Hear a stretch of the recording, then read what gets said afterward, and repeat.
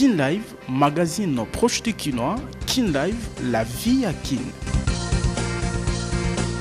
Matonda kolanda bansango na nzela Kin Live, bansango na mukuse yango yo condamné na 10 ans ya ba travaux forcés. Matata ponyo mapon azali komona na te wuta le 21 mai 2025 etalisi lingomba politique na ye LGD. Plateforme confession religieuse yambi malamu te bozongi ya Joseph Kabila na mboka na culte pona kimia elengela mi samedi 31 mai 2025. Évêque Pascal Lomokuna na losambo na ye atalisi ete sénateur à vie Joseph Kabila aye pona kokabola mboka masanga ya ndenge na ndenge ezali kokoba na koyambama na Joseph Kabila wuta ebandeli ya poso. Samedi mokonzi ekolo Congo démocratique ya kala ayambi bakambi ya ba établissement ya enseignement supérieur pe universitaire. Simako contrôle ville ya Kinshasa école RDC Afrique après mokili toyaka liboso na bino pona otalisa manso tokutanaki nango numéro à la terre moko na moko ayeba bokobe masolo nde tolobi Kin Live magazine proche de Kinois. Kin Live, magazine proche de Kinois. Kin Live, la vie à Kin. Tozalaka na esengo ya kopesa bino bansango mikolo nyonso mandeko balandi boye malamu pe mbote bipai bozwami édition ya Kin Live ya lelo ekofungwama na bansango oyo. Condamné na 10 ans ya ba travaux forcés, premier ministre ya kala Matata Ponyo Mapon azali komona na te na déclaration ya samedi oyo LGD lingomba politique na ye etalisi ete wuta le 21 to mokolo moko sima ya condamnation na ye na cour constitutionnelle mokonzi ya lingomba politique na bango azali komona na te. Mokolo moko sima ya condamnation na ye na cour constitutionnelle to le 21 mai 2025 Matata Ponyo Mapon abunga pe amona na kalisusu te.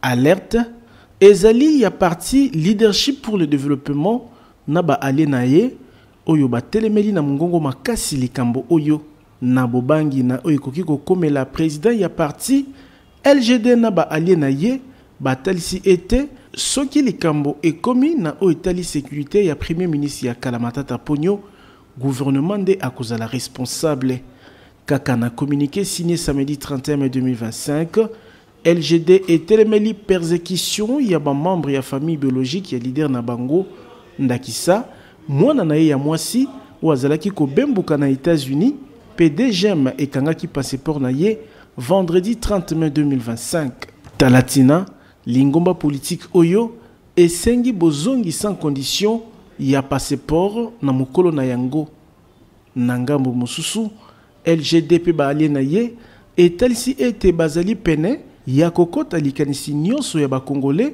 ya batendance nyonso pe ya bangambo nyonso o ezali ya kozongisa kimia pe instauration ya état de droit ya solo na RDC tolobi Thibaut Koyoka.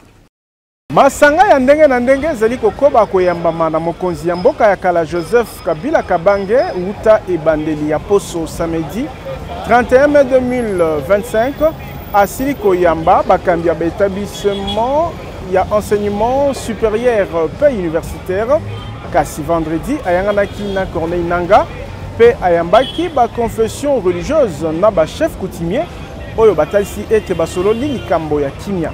Mokonzi ya mboka ya kala azali kokoba na ba consultation na ye Joseph Kabila Kabange ayanganaki na ba chef coutumier ya Nord Kivu atako ye moko asali déclaration publique moko te wuta bobandi ba consultation oyo lundi. Il nous a dit qu'il est venu ici, c'est pour la paix. Et or nous, notre préoccupation, effectivement, c'est la paix. Même nos populations, ils voudraient avoir cette paix. Et toute personne qui s'implique dans cette logique-là, nous, en tant que chef coutumier, c'est notre grand souci. Bokomi ya sénateur à vie na capitale ya Nord Kivu, oyo ekambami na AFC M23 et yambami malamote na Moïndo Nzangi, ministre du développement rural. Nous allons continuer notre combat et je voudrais dire aux Gomatraciers, à tous les Ouazalendo de Goma, que Kabila, le bourreau de la République, ne doit pas trouver sommeil dans la ville de Goma. Il ne doit pas trouver sommeil. Il faut absolument l'empêcher de se promener dans cette ville puisqu'il a un plan machiavélique. On est peut pas cacher des choses. Les chefs de l'État, à les nommer, les gens avaient dit qu'ils n'avaient pas raison, mais aujourd'hui, les faits nous donnent raison. Il est allé à Goma pour prendre lui-même les commandements de cette guerre. Nzoka Nangambu ya dynamique, Mashariki Plis, Batombeli Boye Malamu, na Joseph Kabila.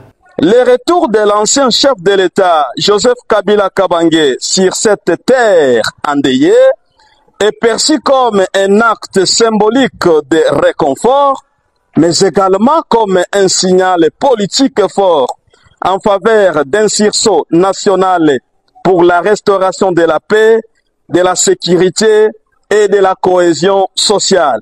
Vendredi 30 mai, mokonzi ya mboka Congo démocratique ya kala ayanganaki na Corneille Nangaa pe Bertin Bisimwa bakambi ya FC M23. Tolobi Tiboko Yoka. Plateforme ya ba confession religieuse ya mbi malamu te bozongi ya Joseph Kabila na mboka na culte ya Kimia balengeli samedi oyo na esplanade ya Palais du Peuple na losambo na ye évêque Pascal Mukuna atalisi ete likanisi ya sénateur à vie Joseph Kabila ezali ya kobalkanize mboka. Na koye ko sambela te nkolo sanke na senga yo likambo. Na moni na États-Unis d'Amérique, Obama longwe, to moni ba Jimmy Carter, to moni ba président Ebele, na simana bango ba ye ko réclamer te ba cha moto na États-Unis. To moni en Afrique du Sud, Mbeki, alo bakata iloko moko te ya bokonzi Afrique du Sud. Même en Nigeria, bakonzi bazakuna boni awa ifreza la ngambo.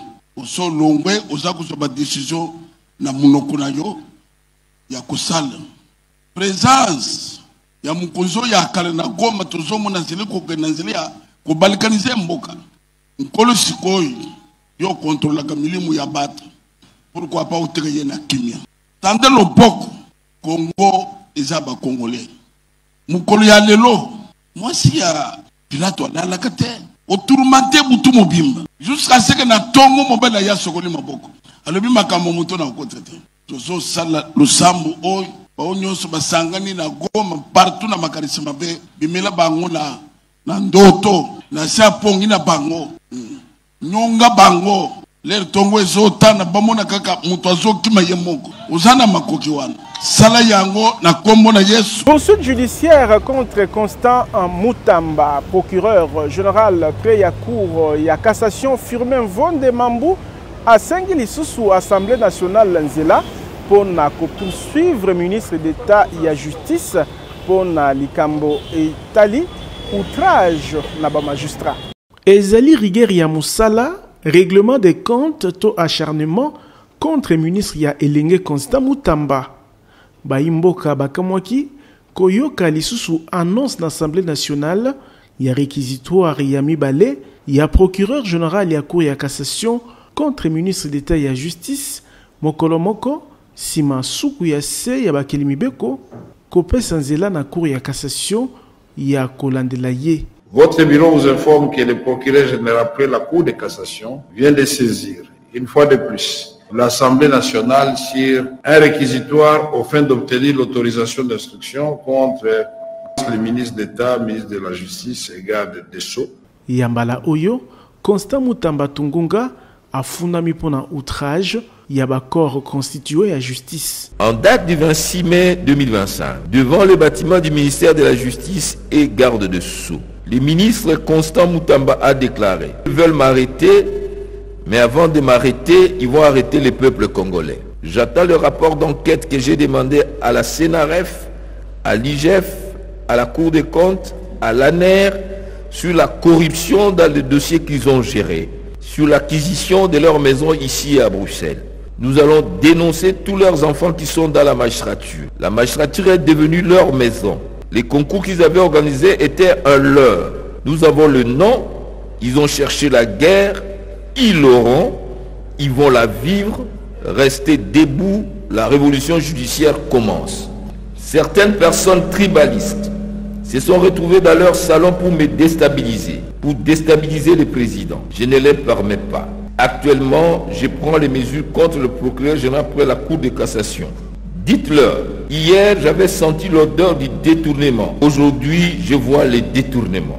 Bachance nini Constant Mutamba azali na yango po abima molongi na makambo mibale justice ezali kolandela ye ya moyibi ya misolo ya botongi boloko ya Kisangani pe outrage ya ba magistrat na kotala na misu ezali pasi. Patron ya justice akoki mikolo ezali koya kozwa esika na boloko soki justice ezali convaincu te na défense na ye. Tolobi Tiboko Yoka. Ba parti politique kati na yango PPRD, ADCP, pe misusu oyo bakambi na yango bazali na likita ya batomboki pona kobundisa mboka esili kozala supprimer. Mukano ya vice-premier ministre intérieur pe sécurité Jacques Chabani etalisamaki vendredi 30 mai na 44e conseil de ministres oyo ekambamaki na mokonzi ya mboka Félix Tshisekedi. Le vice-premier ministre, ministre de l'Intérieur, a présenté les rapports sur l'État et l'administration du territoire. S'agissant de l'État et de l'administration du territoire, au cours de la semaine qui s'est achevée, l'état d'esprit de la population a été globalement marqué par la condamnation par l'opinion nationale de l'engagement de l'ancien président dans son entreprise avec l'armée rwandaise et ses supplétifs du M23 AFC pour renverser les institutions. L'accueil favorable par l'opinion de l'initiative prise par le ministère de l'Intérieur pour obtenir auprès des instances judiciaires la dissolution des partis politiques dont les leaders sont engagés dans la guerre d'agression. Crise sécuritaire na Est-Ekolo Congo démocratique, mokonzi ya mboka Félix Tshisekedi Tshilombo asilaki koyamba ba parlementaire européen na bokambami ya Hilde Votman baye kotalisa soutien ya Union européenne na Ekolo Congo démocratique na eleko oyo bitumba pe crise humanitaire engali na Est. C'était une rencontre très chaleureuse. On est ici venu avec ces délégations très fortes du Parlement européen. On était 10 députés européens de différents partis, de différents pays, pour donner un message très clair et fort. On est à vos côtés de la part de l'Europe. Parce qu'on regarde vraiment la situation humanitaire. On veut vraiment donner notre soutien au peuple congolais. On a parlé des défis, on a vraiment parlé de l'aide que l'Europe peut faire pour le peuple congolais. On a parlé des femmes violées, les violences sexuelles comme arme de guerre, que ça doit s'arrêter. On est en 2025. Chaque 4 minutes, une femme est violée. On veut vraiment mettre ça comme sujet important, qu'on est là pour soutenir les femmes. L'Europe est à leur côté avec des projets pour leur soutenir. On a bien sûr aussi parlé des différents processus de paix et le rôle que l'Europe peut jouer, parce que vous savez très bien que l'Europe a voté une résolution très forte, à presque l'unanimité, pour vraiment condamner l'agression par la M23 soutenue par le Rwanda au Parlement européen. On était un des premiers à vraiment déclarer ça et pour dire que cette atrocité doit s'arrêter. Alors l'Europe est aussi ici pour dire qu'on veut jouer un rôle, qu'on peut aider dans le processus de paix parce qu'on cherche un paix durable pour le pays. Ça fait 30 ans que le peuple souffre d'une guerre et on veut vraiment donner ce message. On veut parce que l'Europe et le Congo, c'est des continents avec des valeurs communes. Initiative interconfessionnelle pour na kimia pe kolimbisana ezali processus ya sika ekelami pona koluka bozongi ya kimia na Est-Ekolo Congo démocratique. Plateforme confession religieuse et baki na ko présenter yango na Vital Kamerhe mokonzi Assemblée nationale. Lokola bacha kolimbisana na katikati ya mabungisami nyonso ezali kolinga bozongi ya kimia na Ekolo Congo démocratique. Plateforme ya ba confession religieuse elengeli manaka to feuille de route babengi initiative interconfessionnelle pona kimia pe kolimbisana na tina ya kopesa maboko na ba mabungisami ya ndenge na ndenge ya kimia ezali kolengelama pona kosilisa bitumba na Est ya mboka na lolenge oyo nde délégation ya lisanga oyo eyanganaki na mokonzi ya Assemblée nationale Vital Kamerhe vendredi na koyoka mokambi ya délégation archevêque Ejibayama Mpia makanisi na bango ezali focalisé na instabilité ezali kozongela mbala na mbala na Congo démocratique. Nous pensons que la réconciliation est le facteur qui peut nous amener une paix durable. En parlant de la réconciliation, c'est voir tous ces différents dialogues qui se sont déroulés dans notre pays depuis les années 60 jusqu'à nos jours. Et nous disons, nous voulons que cette fois-ci, que nous puissions aborder la question de la paix et de la réconciliation pour que véritablement le développement de notre pays se manifeste. Sima ya koyoka babianga minaye na bokebi, Vital Kamerhe asepeli na likanisi ya plateforme ya ba confession religieuse pe asengi na bango ya ko tenir compte na likanisi ya pacte social pour la kimia ya Senko et SCC. Que les Congolais acceptent de vivre ensemble, que ceux qui ont pris les armes trouvent que non, il est temps de construire le pays et non pas de se battre les uns contre les autres ou d'inviter les étrangers pour venir les aider à combattre leurs frères. Ce n'est pas nécessaire, mais la paix, c'est ça ce que nous voulons que le peuple vive, la réconciliation, c'est ce que nous voulons surtout nous en tant qu'hommes d'église, que les politiques se mettent ensemble, de tout bord, pas un camp contre l'autre. Boyba Etienne Libaku Oyo, plateforme et ba confession religieuse, et le Belakipe, culte patriotique, et l'Engelami pour na samedi Oyo, na splanade ya palais du peuple, Tolobi, Tiboko Yoka. Moyang Letuka Yakwilu, Dr Philippe Akamituna, asili nommé gouvernement na ye ozena kati na 10 ministres kati na bango. Ingénieur Patrick Mbumboudi Oyo asili koponama, ministre ya infrastructure, travaux publics pe aménagement du territoire. Kotala ba défi ezali na Etuka Yakwilu, ngonga ya kobungisa ezalite pona gouverneur Dr Philippe Akamituna. Poso mibale sima ya kozwa ebonga na ye ya bokonzi, gouverneur ya Etuka Yakwilu asili kobimisa na mpoasa gouvernement na ye. Kati na 10 ministres ou asali confiance, honorable Patrick Mbumboudi Bimba aponami ministre provincial ya infrastructure et travaux publics. Article 1er. Sont nommés membres du gouvernement provincial du Kwilu pour exercer les fonctions en regard de leur nom, le personne ci-après.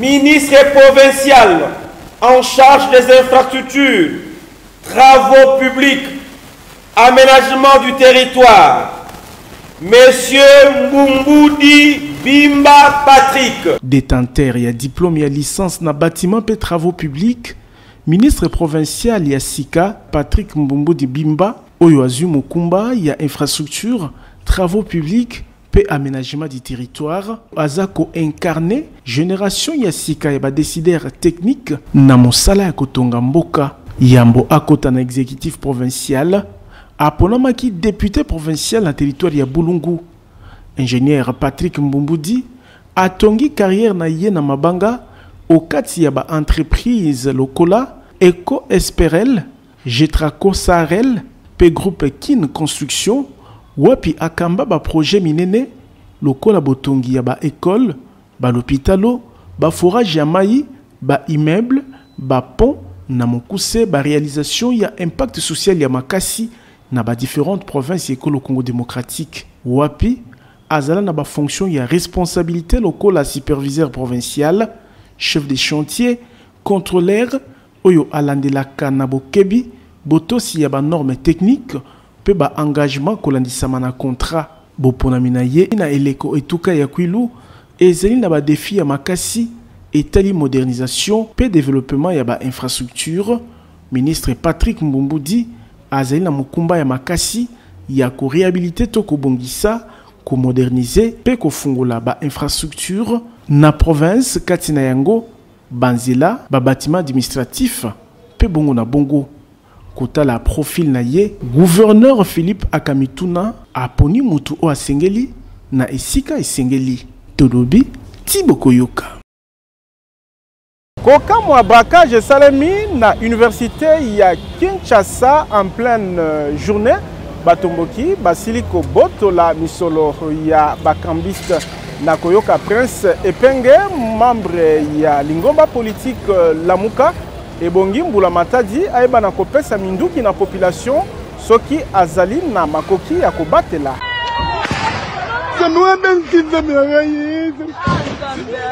Poso ezali koleka te kozanga komona braquage na ngumba mokonzi Kinshasa. Vendredi na moi makasi babandi armé bakotaki na université ya Kinshasa wapi babotoli bakambiste pe bateki ya bakredi mbongo yambo babeta masasi na foule. Na koyoka bakambi ya campus ya Kinshasa bakriminel bakotaki kolandisama na loyenge ezalaki na colline inspiré pona mapona mizalaki kosalama. Na koyoka professeur Paul Mbuya batomboki yango bazalaki mitano pe bakotaki na bamoto. Kasi bagarde universitaire bazali na minduki te pona kobundisa bango.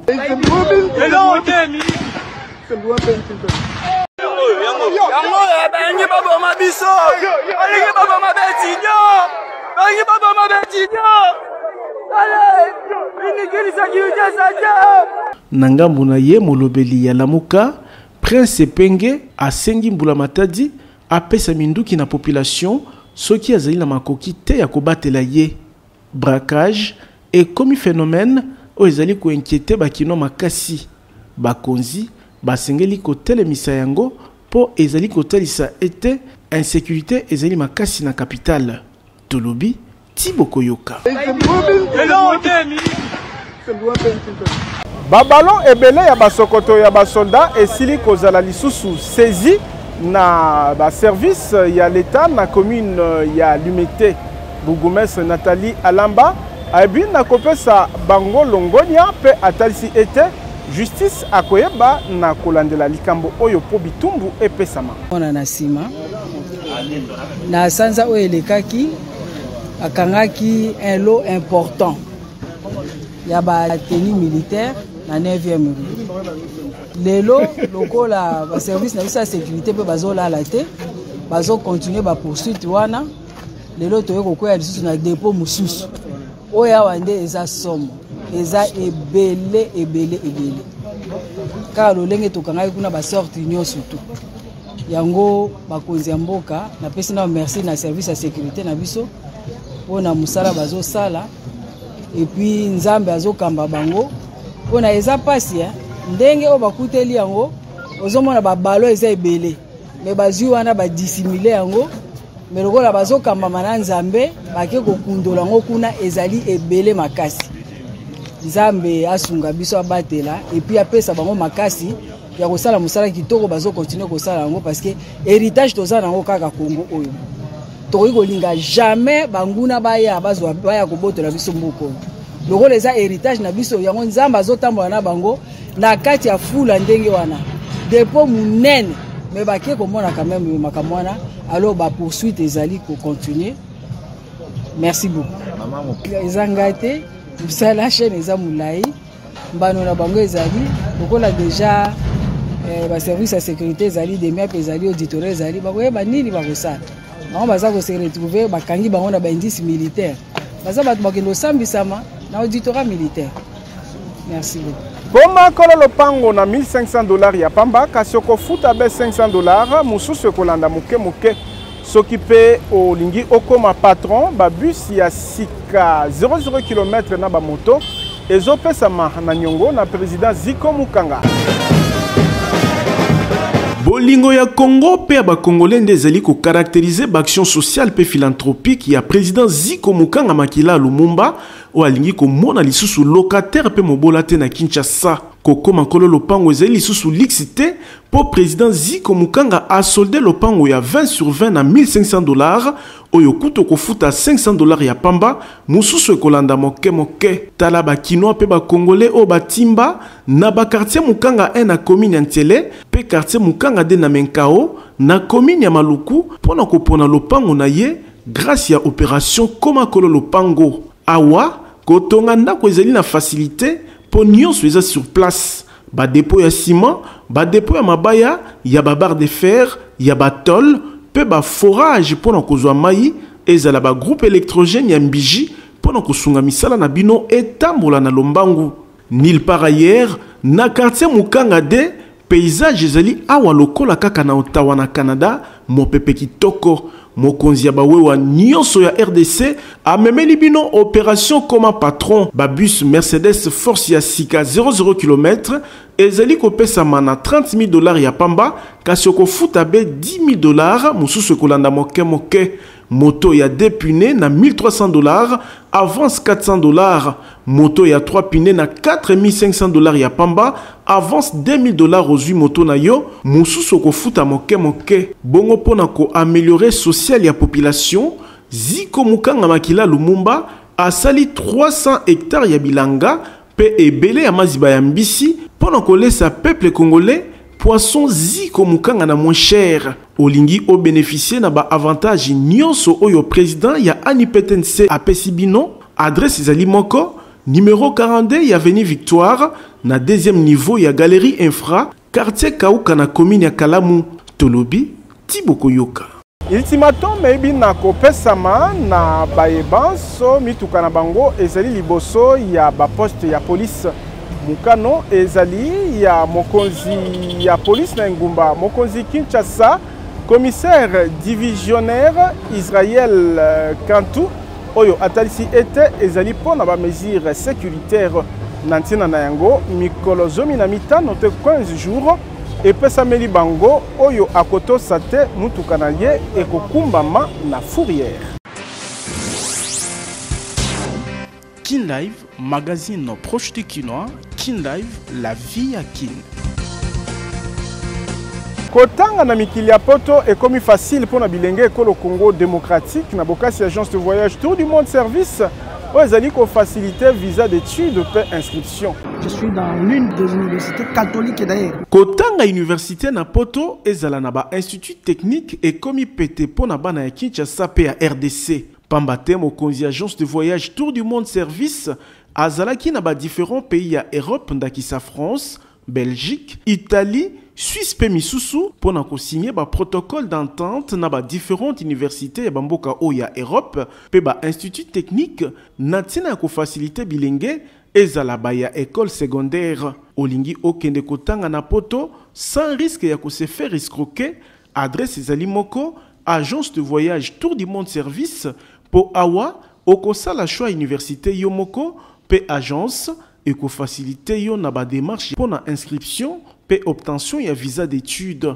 Soki omonaki pasi na kala lelo temes mobiki si aye kosunga yo mwana ya Congo olingi kotanga na poto okende kosala ba études na yo na pete ezala ba bourse d'études possibilité ya kozwa yango pe ezali spécialisé dans ko faciliter ba démarche pour na visa.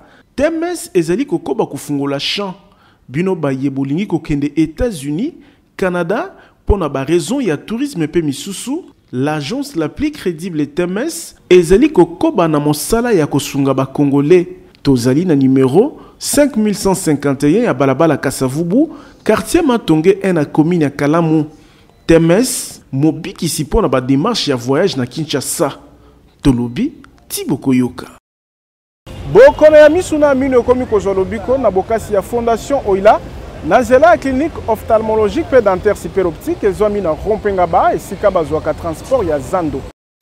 Eloko neloko ezalaka na ngonga nango soki lobi ezalaki milelo ngonga kozolobiko na bokono ya mino pe ya miso ekoki po fondation Oila ememeli bana ya Kinshasa ya basi pe mibali na bakongole nyonso ba matériel ya génération ya sika pona kobikisa bango na nzela ya clinique ophtalmologique super optique o ezali na ba service spécialisé ndakisa ophtalmologie pona kobikisa bokono ya misu ata oyo balembana na ba matériel moderne oyo ba soin ezali kopesa malokola kaka na mikili ya poto bongo ba lunette tozali na ba verre progressif double foyer pe simple vision ya ba marque nyonso pe pona ba bourse nyonso traitement ya ba verre photo gré anti-reflet photo max pona ba kumbi mituka ba kumbi wewa ezala ba ebasale la kaba smartphone pe ordinateur ezo salama na super optique esili wana te mobange na cabinet dentaire moderne pe ezali maladi ya minu esili kozwa lobiko